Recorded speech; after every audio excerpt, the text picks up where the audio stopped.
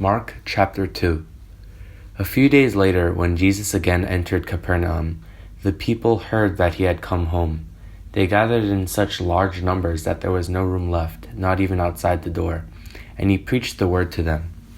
Some men came, bringing to him a paralyzed man, carried by 4 of them. Since they could not get him to Jesus because of the crowd, they made an opening in the roof above Jesus by digging through it, and then lowered the mat the man was lying on.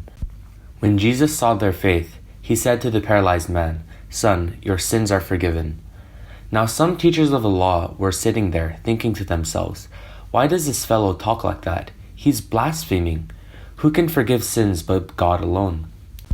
Immediately, Jesus knew in his spirit that this was what they were thinking in their hearts, and he said to them, "Why are you thinking these things? Which is easier to say to this paralyzed man, 'Your sins are forgiven,' or to say, 'Get up, take your mat, and walk'? But I want you to know that the Son of Man has authority on earth to forgive sins." So he said to the man, "I tell you, get up, take your mat, and go home." He got up, took his mat, and walked out in full view of them all. This amazed everyone, and they praised God, saying, "We have never seen anything like this." Once again, Jesus went out beside the lake.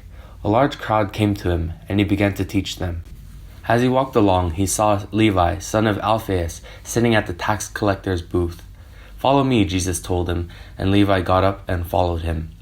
While Jesus was having dinner at Levi's house, many tax collectors and sinners were eating with him and his disciples, for there were many who followed him. When the teachers of the law, who were Pharisees, saw him eating with the sinners and tax collectors, they asked his disciples, "Why does he eat with tax collectors and sinners?"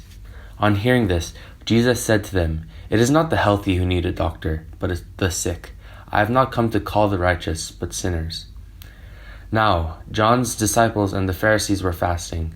Some people came and asked Jesus, "How is it that John's disciples and the disciples of the Pharisees are fasting, but yours are not?" Jesus answered, "How can the guests of the bridegroom fast while he is with them? They cannot, so long as they have him with them. But the time will come when the bridegroom will be taken from them, and on that day they will fast. No one sews a patch of unshrunk cloth on an old garment, otherwise the new piece will pull away from the old, making the tear worse.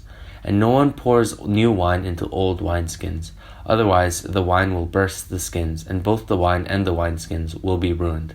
No, they pour new wine into new wineskins."